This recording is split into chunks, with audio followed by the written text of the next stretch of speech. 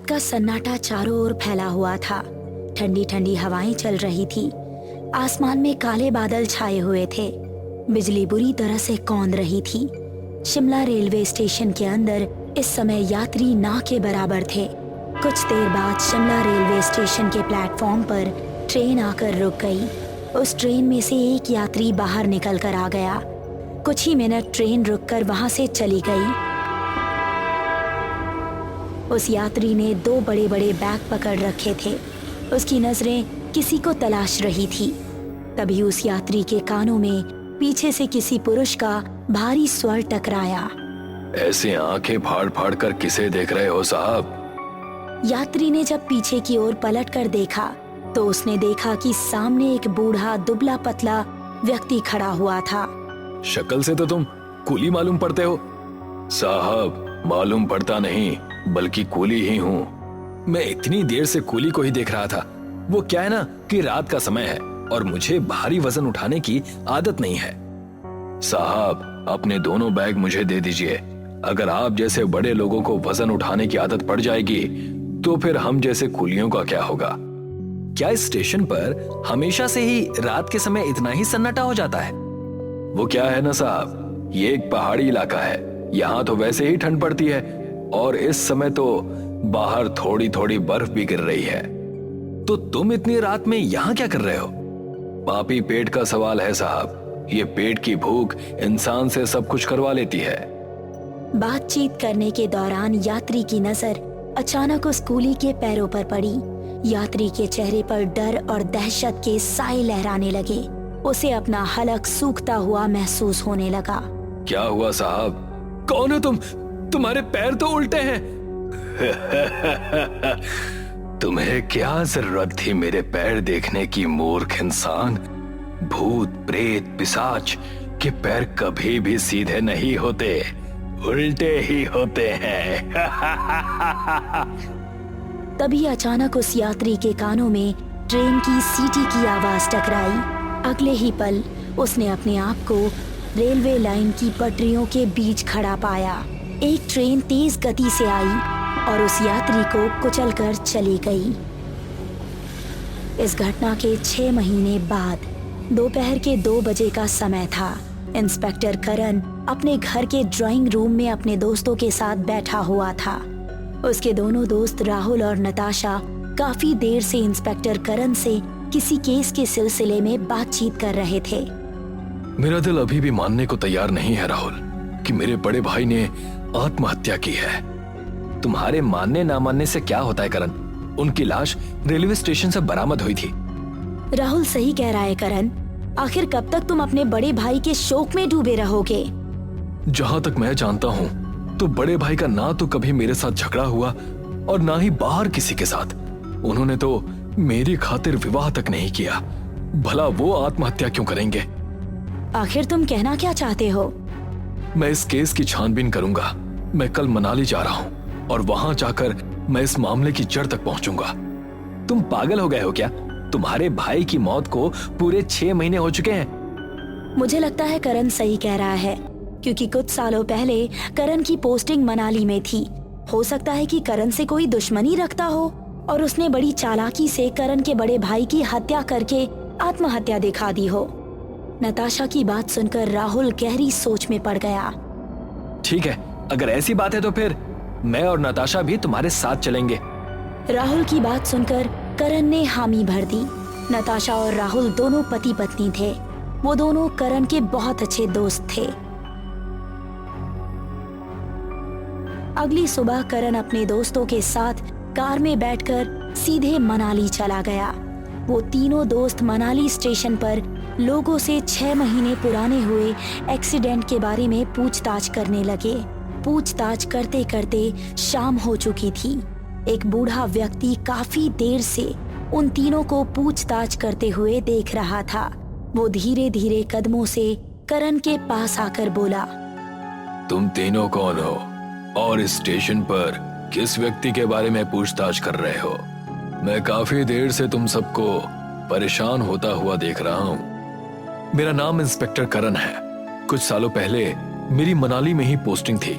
दरअसल 6 महीने पहले मेरे भाई की लाश इसी रेलवे स्टेशन की पटरियों पर मिली थी। पुलिस का कहना है कि उन्होंने आत्महत्या की है, लेकिन मेरा दिल मानने को बिल्कुल भी तैयार नहीं है। क्या तुम अपने भाई की कोई तस्वीर मुझे दिखा सकते हो? बूढ़े व्यक्ति के कहने पर करण मोबाइल पर अपने भाई की तस्वीर उसे दिखाने लगा। बूढ़ा व्यक्ति उस तस्वीर को बहुत गौर से देखने लगा। हाँ, मैंने ये तस्वीर कुछ महीने पहले अखबारों में देखी तो थी, और मैं ये भी जानता हूँ कि तुम्हारे भाई ने आत्महत्या नहीं की होगी।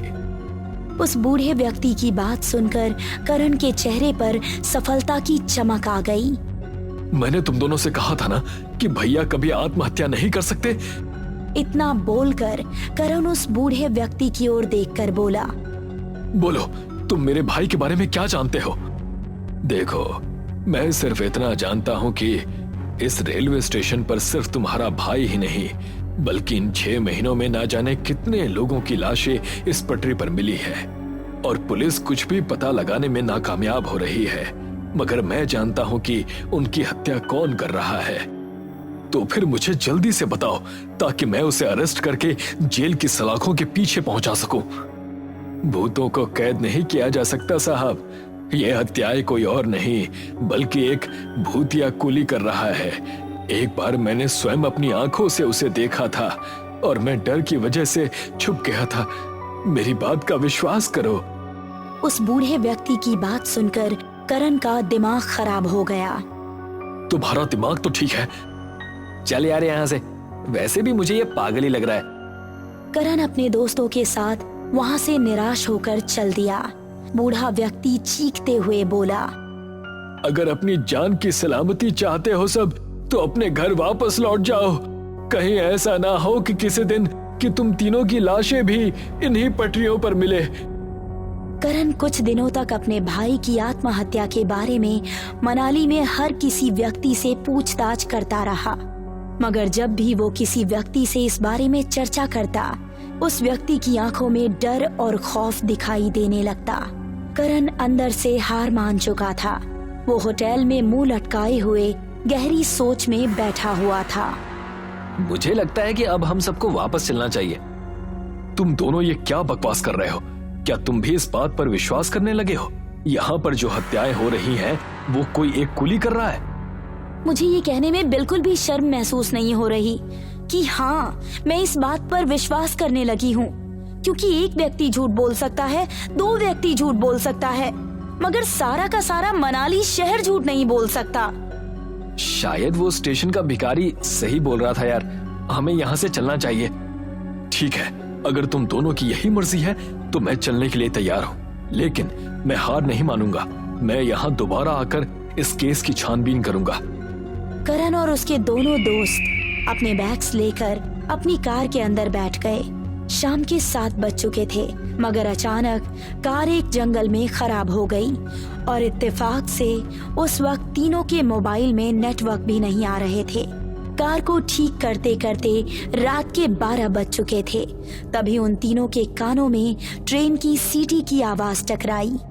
करण, मुझे लगता है हम तीनों को ट्रेन पकड़ लेनी चाहिए। रहा सवाल इस कार का, स्टेशन जाकर किसी मैकेनिक को फोन कर लेंगे, वो इसे दिल्ली तक ले आएगा। करण राहुल की बात से सहमत हो गया, क्योंकि स्टेशन वहाँ से ज्यादा दूर नहीं था। वो तीनों भारी सामान उठाए हुए आधे घंटे बाद रेलवे स्टेशन के अंदर आ गए। उन तीनों ने देखा कि रेलवे स्टेशन के अंदर मौत जैसा सन्नाटा पसरा हुआ था। ठंड बढ़ चुकी थी कि तभी इन तीनों ने देखा कि एक बूढ़ा व्यक्ति धीरे धीरे कदमों से उन तीनों के पास आकर खड़ा हो गया। उस बूढ़े व्यक्ति का चेहरा बिल्कुल सपाट था। उसे देखकर ऐसा लग रहा था मानो कि वो शमशान घाट से अभी अभी उठकर वहां पर आया हो। कौन हो तुम? आपको क्या लगता है साहब? तुम्हारे पहनावे से तो मुझे लगता है कि तुम कोई कूली हो। आपने बिल्कुल सही पहचाना, मैं एक कूली ही हूँ। लाइए, अपना सामान मुझे दे दीजिए। नताशा को उस कूली की आवाज बड़ी ही अजीब सी लगी। वो धीरे से राहुल की ओर देखकर बोली, मुझे ये इंसान बहुत अजीब लग रहा है राहुल। ऐसा कुछ नहीं है, ये एक बूढ़ा व्यक्ति है। तुम्हें लगता है ये भूत प्रेत होगा? उन तीनों ने अपना सामान उस कूली को दे दिया। वो कूली पैदल स्टेशन के अंदर की ओर बढ़ने लगा। 6 महीने पहले मेरे भाई की लाश यहीं पर बरामद हुई थी और मैंने सुना है कि 6 महीने में बहुत सी हत्याओं की वारदातें भी बढ़ी हैं। क्या तुम हत्याओं के बारे में कुछ जानते हो? बिल्कुल जानता हूँ साहब। क्या आपने नहीं सुना कि उनकी हत्याएं कोई और नहीं बल्कि एक भूतिया कूली कर रहा है? हाँ, मैंने सुना तो यही है, लेकिन मैं सच्चाई जानना चाहता हूँ। सच्चाई यही है कि उनकी हत्याएं एक भूतिया कुली ही कर रहा है। लेकिन यहाँ तो मुझे कोई भूतिया कुली नजर नहीं आ रहा, सिर्फ तुम ही नजर आ रहे हो। करण की बात सुनकर वो कूली अजीब अंदाज में हंसने लगा। अचानक उसका चेहरा बेहद भयानक हो गया। उसकी आंखें बिल्कुल खून जैसी लाल हो गई। वो भूतिया कुली मैं ही हूँ साहब, और तुम तीनों को मैंने ही यहाँ पर बुलाया है। उस भूतिया कूली को देखकर राहुल और नताशा पटरियों के बीचों बीच भागने लगे। अचानक करण के कानों में ट्रेन की सीटी की आवाज टकराई। उस डरावने कूली ने करण का गला पकड़ लिया। करण ने देखा कि एक ट्रेन बिजली की रफ्तार से वहां पर राहुल और नताशा को कुचलती हुई निकल गई। ऐसे मत देखो, उन तीनों को पता ही नहीं कि वो रेलवे लाइन की पटरी पर भाग रहे हैं। वो तो ये समझ रहे थे कि वो बाहर की ओर भाग रहे हैं। कौन हो तुम कुली? अचानक उस कूली का चेहरा एक साधारण व्यक्ति में परिवर्तित हो गया। मुझे पहचाना साहब? मैं वही कुली हूँ जिसे आपने 2 साल पहले सिर्फ 30 रुपए की खातिर रात के समय मार डाला था। अचानक करण की आंखों में 2 साल पुरानी घटना दौड़ गई, जब उसकी पोस्टिंग मनाली में थी। रात के समय करण मनाली से दिल्ली घर जा रहा था। उसका बैग भारी था। एक बूढ़ा कूली करण से बोला, लाइए साहब, मैं आपका बैग प्लेटफॉर्म तक पहुंचा दूंगा। कूली उस भारी बैग को प्लेटफॉर्म तक ले आया। कितने पैसे हुए? साहब 50 रुपए। क्या 50 रुपए? तुम्हारा दिमाग तो ठीक है, सिर्फ यहाँ से वहां तक लाने के लिए 50 रुपए? साहब ये भी तो देखिए कि कितनी मेहनत का काम है। मैं बूढ़ा व्यक्ति हूँ, मैं आपका भारी बैग सर पर उठाकर इतनी दूर तक यहाँ लाया हूँ, उसके लिए मुझे 50 रुपए तो मिलने चाहिए ना। तुम मुझे जानते नहीं हो, मैं एक पुलिस वाला हूँ। लो पकड़ो 20 रुपए और अपना रास्ता नापो। ऐसा मत करो साहब, किसी गरीब के 30 रुपए मारकर आपको क्या मिल जाएगा? जाओ, नहीं देता तुम्हारे 30 रुपए, क्या कर लोगे तुम? हमारी भी यूनियन है साहब, मैं यूनियन से आपकी शिकायत करूंगा। मेरी एक आवाज पर हड़ताल हो जाएगी। हड़ताल तो तुम तब करोगे ना जब तुम किसी को बताने के काबिल रहोगे। इतना कहकर अचानक करण ने एक चलती ट्रेन के सामने उस कुली को धक्का दे दिया। कुली फिर से अपने भयानक चेहरे में आ गया। मेरी लाश कई दिनों तक इन्हीं पटरियों पर पड़ी रही।